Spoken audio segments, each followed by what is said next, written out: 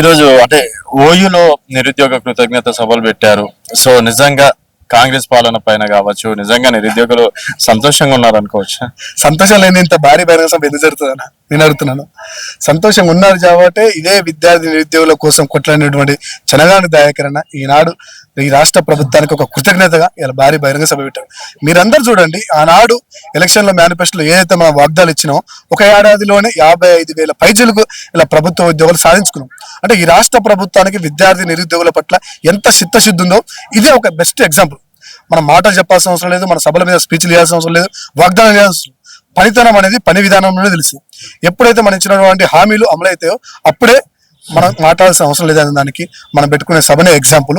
నాడు కాంగ్రెస్ ప్రభుత్వం ఎలక్షన్ మేనిఫెస్టోలో భాగంగా విద్యార్థి నిరుద్యోగులు ఆనాడు ఉస్మాన్ యూనివర్సిటీ వేదికగా, కాకతీయ యూనివర్సిటీ వేదికగా, పలు యూనివర్సిటీ వేదికగా తెలంగాణ రాష్ట్రం ఏర్పడితే మా ప్రభుత్వ ఉద్యోగులు మాకు వస్తాయి, మా నిధులు మాకు వస్తాయి, మా నియోగాలు మాకు జరుగుతాయని చెప్పేసి ఆనాడు మా అన్నలు అమరవీరులు అయితే ఈనాడు ఇదే సాధించుకున్న తెలంగాణలో గడిచిన 15 ఏళ్లలో అదే విద్యార్థి నిరుద్యోగులు ఇదే ప్రభుత్వ ఉద్యోగుల కోసం మళ్ళీ అమరులయ్యారని తప్పించి ఏ ఒక్క విద్యార్థి నిరుద్యోగి కూడా ప్రభుత్వ ఉద్యోగం అందలేదు. దానికి ఎగ్జాంపుల్ మీరే. ఎన్ని ఉద్యమాలు, ఎన్ని పోరాటాలు, ఎన్ని ఆత్మహత్యలు. ఆనాడు ప్రవళిక చనిపోతే ఆ ప్రవళిక మీద కూడా వక్రీకరించే విధానం మీ అందరూ తెలుసు. ఒక ప్రజాప్రతినిధి అంటే ఆ విధంగా వక్రీకరించవచ్చండి? కనీసం ఆ కుటుంబాన్ని ఆదరించింది కూడా లేదు. అలా ఎంతో మంది విద్యార్థులు అమరులు అయితే కనీసం వాళ్ళ కుటుంబ స్థితిగతులు కూడా తెలుసుకోలేదు.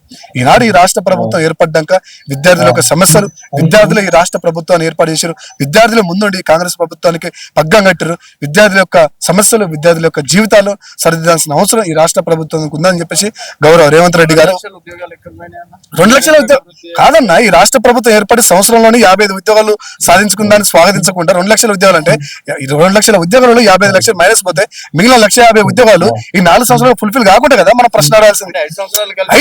అయితే కన్నా మేము విద్యార్థి నిరుద్యోగులకి ఇచ్చినటువంటి హామీలలో లేని హామీని కూడా జాబ్ క్యాలెండర్ మనం ప్రకటించాం. Why because releasing the job calendar. విద్యార్థి నిరుద్యోగం ఒక జాబ్ క్యాలెండర్ చూసుకుని తన కాలయాపనలో, తన పని విధానంలో నిత్యం ప్రజలకి అంటే విద్యార్థి తన బుక్కులు తను చదువుకుని అన్ని అయితే అన్న కొంచెం మనం ఇచ్చినటువంటి వాగ్దానాలలో ఈ రాష్ట్ర ప్రభుత్వానికి మీకు తెలుసు వచ్చిన కొద్ది రోజులకే మనకి ఎన్నికలు కూడా రావడం జరిగింది.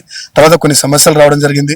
బడ్జెట్ మిగులు బడ్జెట్ తో ఏర్పడే తెలంగాణ రాష్ట్రం ఇలా ఎంత లోటు బడ్జెట్ ఉందో ప్రతి ఒక్కరు తెలిసిందే.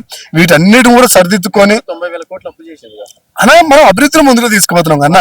90,000 కోట్లకి 6 లక్షల కోట్లకి 6 లక్షల కోట్లకి చాలా తేడా ఉందన్నా, చాలా తేడా ఉంది. దానికి మా దగ్గర కూడా ఆన్సర్ ఉంది. మనం ఇప్పుడు హామీల మీద లేకపోతే పథకాల మీద పోలేదు కదా, మన విద్యార్థి సమస్యల మీద మాట్లాడుతున్నాం. ఇక్కడ జరుగుతున్న ఒక బహిరంగ సభ, కృతజ్ఞత సభ కాబట్టి నేను దీని మీద మాట్లాడుతున్నాను. అంటే రాష్ట్ర ప్రభుత్వానికి 1 year లోనే ఇంత చిత్తశుద్ధి ఉంటే మిగిలిన 4 సంవత్సరాలు ఇంకెంత చిత్తశుద్ధి ఉందనగా ఎగ్జాంపుల్ మనం ఇంకేదో చూపెక్కర్లేదు, ఈ 55,000 ఉద్యోగాలే చూపించాలని చెప్పేసి నేను కోరుతున్నాను.